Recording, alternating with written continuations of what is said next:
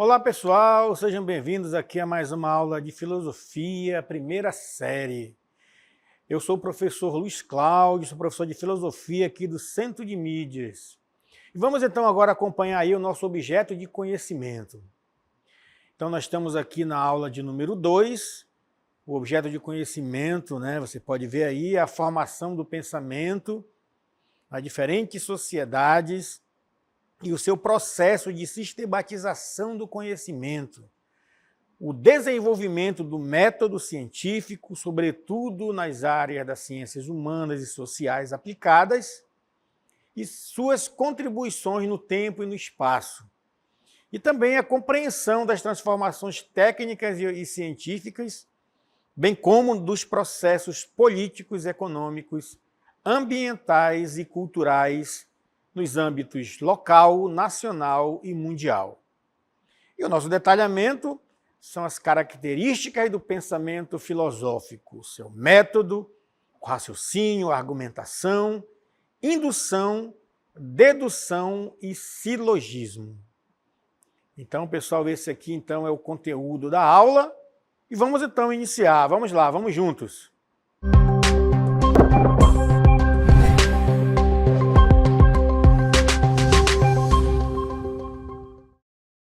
Muito bem, nós vamos falar hoje um pouco sobre as características do pensamento filosófico.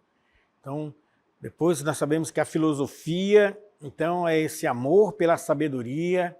A filosofia não é o saber, não é o conhecimento em si, mas é o desejo de conhecer, né? A ânsia de buscar conhecer cada vez mais, como nos ensinou o grande Sócrates, né? Só sei que nada sei. Então, essa é a máxima, né, que nos leva a querer conhecer cada vez mais, a buscar mais conhecimento. Isso é a filosofia. Mas vamos então compreender melhor a partir das suas próprias características. Quais são essas características da filosofia? Então vamos acompanhar aqui algumas delas que eu trouxe para a nossa reflexão. A primeira delas, vamos ver aqui, de um modo geral, essa definição e também a importância do pensamento filosófico. Então, o pensamento filosófico, ele tem uma importância porque é uma forma de reflexão crítica. É claro que quando a gente fala de reflexão crítica, nós estamos falando aqui de um olhar sistemático sobre questões fundamentais da existência humana, né? O conhecimento, a questão dos valores, a questão da razão, a questão da mente e também a questão da linguagem. Então, como vocês podem ver, o pensamento filosófico ele é muito abrangente, né? Então, é por isso que uma das características também é essa reflexão crítica, né? A respeito de todas essas dimensões aí da existência, todos esses pontos aí, né, que fazem parte, então, desse fundamento do pensamento filosófico. Nós podemos também avançar um pouco mais aqui nessas características, primeiro entendendo que há uma diferença, tá, entre o pensamento filosófico e outros tipos de pensamento. Todos nós pensamos, né? Nós estamos agora, nesse momento, pensando em alguma coisa. Mas não quer dizer que esse pensamento seja um pensamento filosófico, né? Porque o pensamento filosófico ele vai ter uma característica baseada nessa criticidade, né? Na reflexão e na argumentação. É aqui que vai ter esse distanciamento de outros tipos de pensamento. Então, nós temos aí o pensamento imediato, né? O pensamento do senso comum. A filosofia ela vai olhar para esse tipo de pensamento, como ela olhou para o pensamento mítico, né, no início, né, da história do pensamento filosófico, mas ela vai além disso. Ela vai no caminho de aprofundar todas essas questões que são colocadas aí, porque o senso comum fala do amor, o senso comum fala da justiça, o senso comum fala da vida. O papel da filosofia, do pensamento filosófico, é falar, sim, da vida, falar, sim, da existência, falar do mundo, mas com outro olhar, com um olhar crítico, com um olhar que deseja saber cada vez mais, ir cada vez mais fundo nessas questões. E é por isso, então, que nós podemos falar que a filosofia tem um método. Não é de qualquer jeito que nós vamos fazer acontecer e analisar e pensar filosoficamente. Então, qual é o método? Vamos ver aqui um pouco sobre a questão do método. Como toda ciência, o método é o caminho, né? O caminho que eu chego para pensar filosoficamente. Então, durante toda a história da filosofia, também nós temos, né, surgiram algumas técnicas, algumas abordagens que são utilizadas para nos ajudar, então, a investigar, a questionar filosoficamente. Então, nós podemos destacar aqui a questão da lógica, a questão da dialética, a questão da fenomenologia, né, que são, assim, o que a gente pode aqui destacar, né, com mais veemência, né, destacar com mais propriedade da filosofia. Então, você pode ver aí, sempre no centro, nós temos a razão, né, que é a base ali do nosso pensamento. Então, a razão ela vai fazer essa interseção entre o método filosófico, que ele é racional, ele racionaliza, e outros métodos, como, por exemplo, o método científico, que o método científico testa, comprova, não é? Mas todos são métodos. Então, pessoal, nesse primeiro momento, nós temos que entender que a filosofia também tem o seu método. Um método que está mais dentro da questão das ciências humanas, né? E o método, dentro das ciências humanas, ele é problemático de pensar, ele é desafiador, porque normalmente nas ciências humanas, os objetos do conhecimento das ciências humanas é o próprio ser humano, é o próprio pensamento do ser humano. Olha só, né, o desafio que é pensar métodos para analisar o próprio ser humano, uma vez que ele, além de ser o sujeito, ele também é o objeto do conhecimento. Olha só, né? Então, a filosofia ela vai abarcar aí esses métodos. Mas vamos ver agora com mais profundidade, né? Esses métodos aí. Olha, por exemplo, Sócrates, se nós formos ver desde a história do pensamento, nós vamos aqui esquecer os pré-socráticos, né, que olharam a físis, olharam os elementos da natureza, né, e vamos pensar logo a partir de Sócrates, que vai trazer uma reflexão mais voltada para a questão da alma, a questão, né, da vida, a questão mesmo das virtudes do ser humano. Então, o Sócrates, por exemplo, ele usou o método chamado maêutica, que era o método de trazer à luz novos conhecimentos. Aristóteles, por exemplo, ele vai trazer a questão da lógica, pensar logicamente, né, a lógica formal.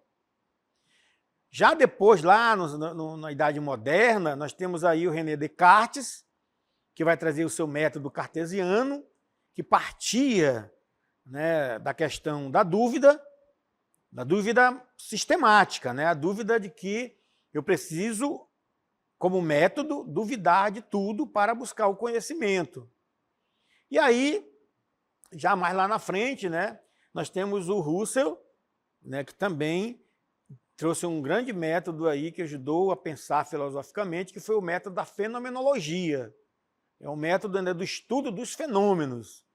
Então, a minha consciência, ela capta tudo em minha volta, que ele chama de fenômenos. Os fenômenos estão aí. Como pensar os fenômenos? Então, foi um método também utilizado, muito utilizado na filosofia, que é analisar, olhar para os fenômenos que aparecem na consciência do sujeito. Então, essa é a parte do método, né, que nós podemos falar assim. Mas a filosofia, ela tem os seus métodos, mas ela parte do raciocínio. Então, a gente vai falar muito sobre o raciocínio filosófico, né? Como eu falei, todos nós pensamos. Todo dia nós estamos elaborando ideias, nós estamos fazendo compra, nós estamos trocando dinheiro, nós estamos trocando ideias. tudo isso aí faz parte do raciocínio, né? Mas o raciocínio filosófico, ele tem um diferencial. Tá bom? Vamos ver então aqui qual é esse diferencial. Olha, é um processo mental. Então, nós utilizamos então a força do nosso pensamento para buscar, diante do conhecimento, diante da realidade das coisas, nós estamos sempre buscando tirar conclusões, nós estamos querendo resolver os nossos problemas, nós estamos querendo resolver e buscar conclusões das coisas, né? Todo o debate que existe entre as pessoas no dia a dia, no final das contas, nós estamos buscando tirar conclusões, né? E essas conclusões também carregam os seus julgamentos e as suas inferências, né? Então, o raciocínio filosófico, ele vai nos ajudar a sistematizar aquilo que nós fazemos no nosso dia a dia, né, que nós pensamos, que nós agimos, que nós decidimos. A filosofia vai dizer, olha, vamos parar aqui, vamos sistematizar toda essa ideia que está aí no senso comum, né? Então, vamos ver como buscar as conclusões, como fazer os julgamentos da realidade, como fazer perguntas, questionamentos, indagações, né, que ele vai chamar de premissas ou evidências. Então, uma das características também do pensamento filosófico, né, que a base é o raciocínio. Então, é através do raciocínio, do meu pensamento, foi o que os filósofos fizeram durante a história, né? Quando houve a ruptura com o mito, lá atrás, né, os primórdios do pensamento filosófico, com os pré-socráticos, eles começaram a olhar para a realidade à sua volta e perguntar: por que chove? Por que nasce uma planta? Por que a planta também morre? Antigamente, tudo era explicado, né, no pensamento mítico, era explicado, dava uma resposta baseada na ideia dos deuses, né? Não são os deuses que influenciam nesses fenômenos, né? Com o pensamento filosófico, não. Nós estamos buscando respostas mais racionais, né? Mais plausíveis para o tempo, né? Para o tempo. Naquele tempo, eles se conformavam com essas respostas. Então, vamos lá, vamos ver aqui, continuando, que nós temos, então, dois tipos de raciocínio filosófico. A gente vai falar um pouco deles aqui, que é o método dedutivo e também o indutivo. Olha, o raciocínio dedutivo, ele parte de premissas. O que são premissas? São ideias centrais, ideias chaves, ideias, né, que vão iniciar um argumento. É aquela primeira palavra, é aquela primeira, né, argumentação. Então, ele vai buscar essa conclusão através dessas premissas gerais, para buscar uma conclusão. O método indutivo, ou raciocínio indutivo, ele faz o papel oposto. Ele vai partir de observações específicas, não gerais, né, como um dedutivo, para então formar uma conclusão mais geral. Então, eles são opostos. Quando você ouvir falar sobre raciocínio dedutivo e raciocínio indutivo, então você está pensando em que nós estamos pensando em duas coisas que não são só diferentes, tá? Elas são opostas. Uma olha para o mundo geral, o mundo como um todo, a outra olha para a especificidade do mundo, as coisas mais específicas, tá? Então, uma está aqui, a outra está aqui. Mas ambas estão buscando uma conclusão, uma resposta, né, através de uma argumentação. Vamos ver um exemplo aqui. Primeiro vamos ver no gráfico, né? Você pode acompanhar aí, ó, por exemplo, o método indutivo. Se eu colocar para vocês assim, observem, A1, B2, C3, pela indução, observando aí, né, do particular, você vai chegar numa conclusão geral. Então, se eu colocar A1, B2, C3, pela lógica, pelo seu raciocínio, você vai colocar embaixo o quê? A, B, C, D. 1, 2, 3, 4. Então, a conclusão é D4. Então você partiu de um raciocínio, uma observação particular para uma geral. O método dedutivo ele é o contrário. Ó. Nós já temos uma dedução, uma observação geral, que é o D4. Então vamos agora deduzir o D4. Como é que a gente pode chegar a uma conclusão? Então nós vamos ter o D3, o D2 e o D1. Ó. Né? Então ele parte do geral até chegar no particular. Tá? Vocês percebem aí, né, a diferença? Tá certo? Então é importante a gente perceber, né, essa questão do método dedutivo e do método indutivo. Deu para perceber a diferença, né? Uma parte do particular, outra parte do geral. Vimos um exemplo gráfico para a gente só começar a perceber a ideia. Agora vamos entrar em exemplos mais concretos, mais práticos, né? Para a gente entender. Ó. Então vejam bem, e tudo isso vai levar ao quê? Ao argumento filosófico. No final das contas, nós estamos criando argumentos. A filosofia é também a arte de argumentar, né? Porque a argumentação é esse processo, né, da razão buscando evidências para apoiar ou refutar, né, ou questionar uma afirmação. Então, nós estamos nessa busca. Né? Então, qual é a estrutura de um argumento filosófico? Então, veja bem, um argumento filosófico ele consiste em premissas. O que são as premissas? São afirmações. Né? E vai buscar o quê? Uma conclusão, como eu falei, que é uma afirmação que se pretende provar. Então, a premissa é o suporte de uma afirmação e a conclusão já é a prova dessa afirmação. Né?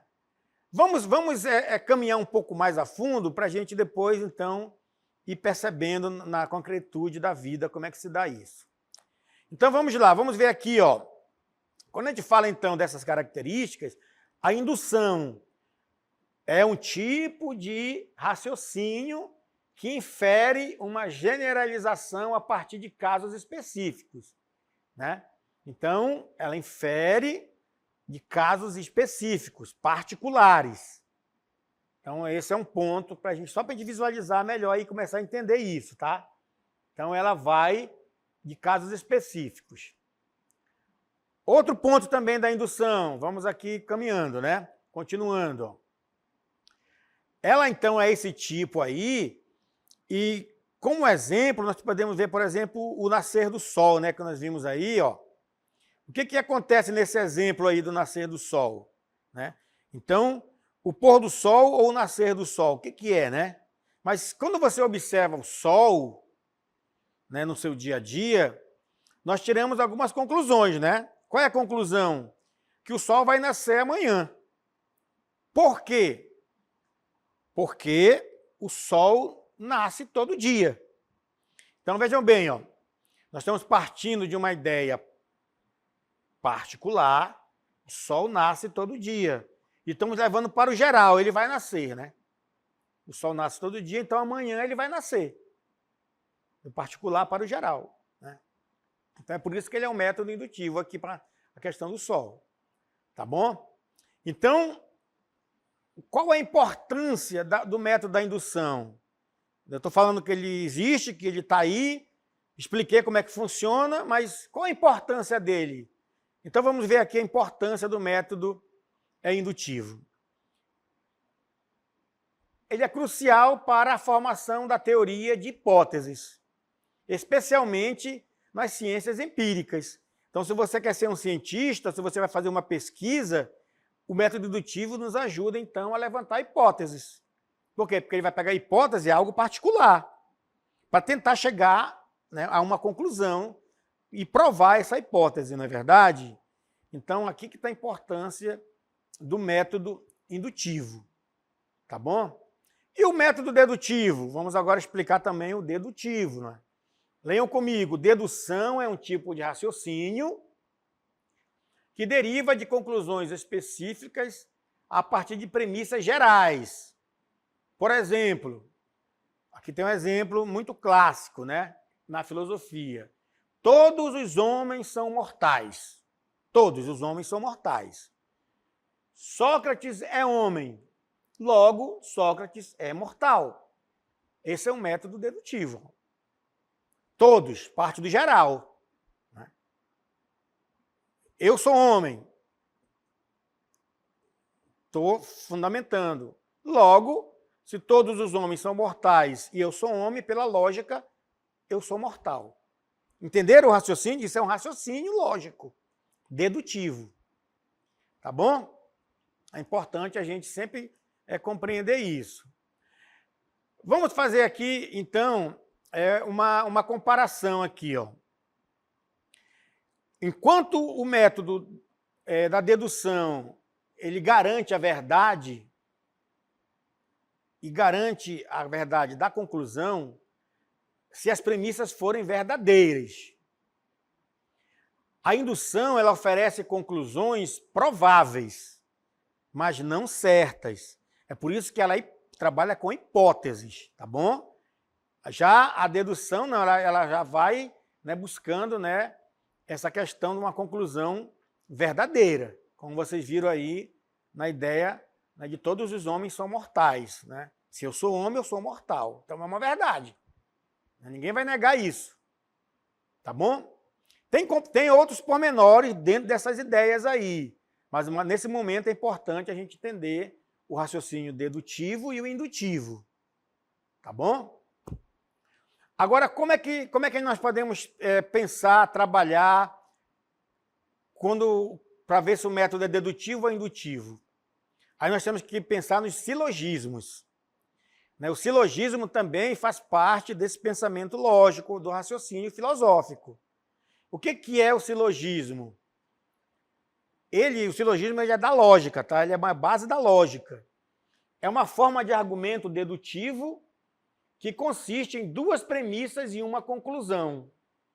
Como eu falei agora há pouco, do exemplo de todos os homens são mortais. Então, isso aí é um silogismo, né? É uma forma de argumento dedutivo, né? E tem que ter duas premissas para chegar a uma conclusão. Vamos avançar mais ainda, para a gente entender. Exemplo clássico, então, trazendo agora para cá, um pouco para a nossa situação aqui. Ó. Todo brasileiro, você é brasileiro? Então, todo brasileiro é sul-americano, porque nasceu na América do Sul. E todo nordestino é brasileiro. Logo, todo nordestino também é sul-americano. Vocês perceberam? Dentro do raciocínio, como há uma lógica, né? Não é interessante isso? Agora, nem sempre ele pode ser lógico, mas nem sempre ele é verdadeiro. Isso é a pegadinha da lógica. Quando a gente faz por aí teste de lógica, não tem pegadinhas, né? Vamos entender um pouco isso? Vamos lá, ó.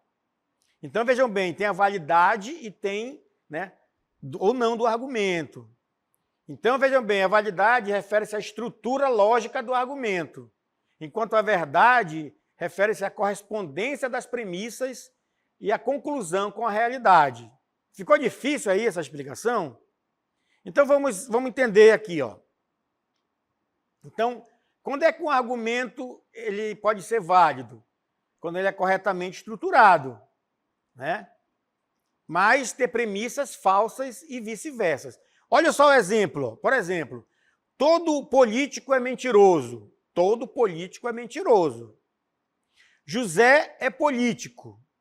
Logo, José é mentiroso. Eu posso afirmar que José é mentiroso só porque ele é político?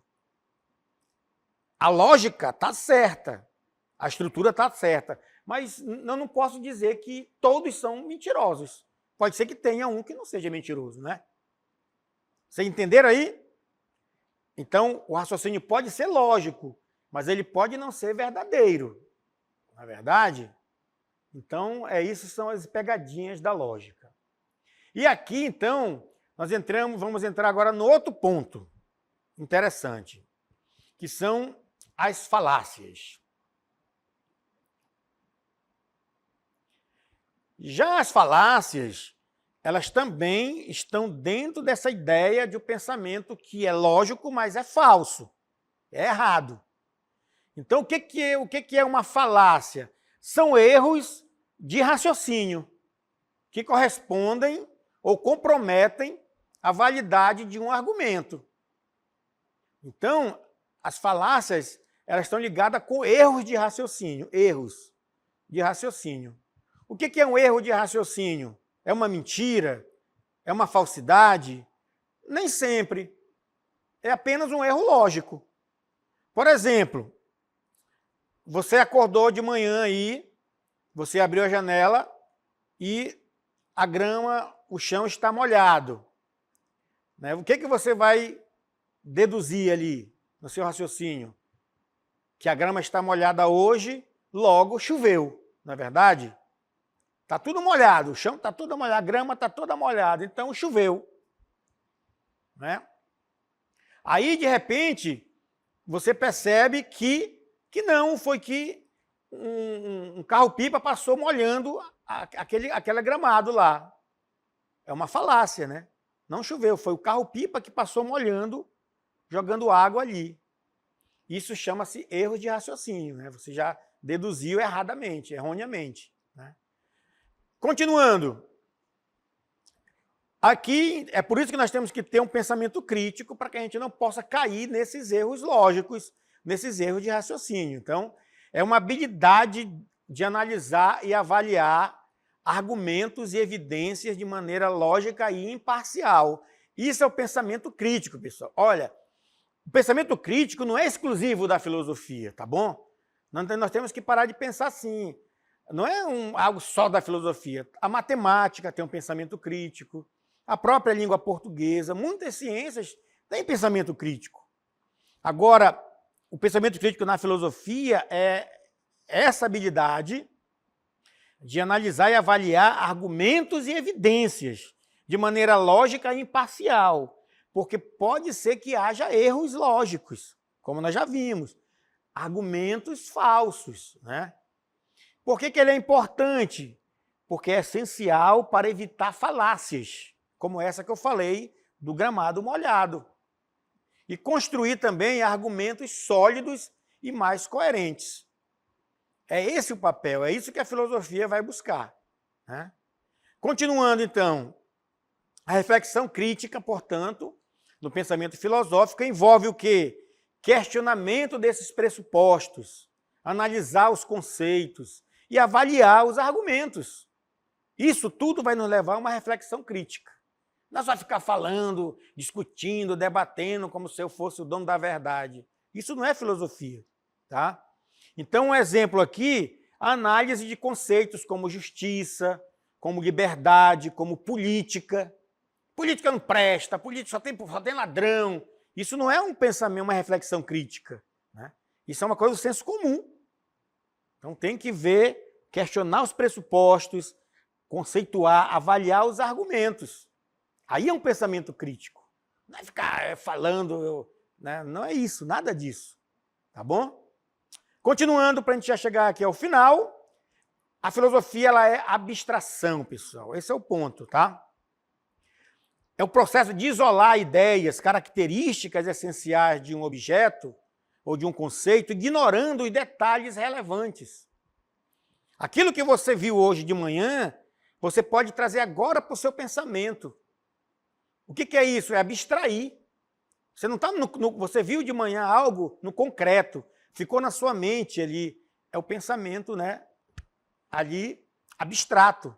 Nós temos essa capacidade de trazer para a nossa mente ideias da concretude da vida. Né? Então, ela permite o quê? Formular teorias gerais e a compreensão dos princípios fundamentais das coisas. Por isso que tu pode pensar em Deus, tu pode pensar em religião, em anjo, tu pode pensar no mundo, na vida, na angústia, no sofrimento e também no trabalho.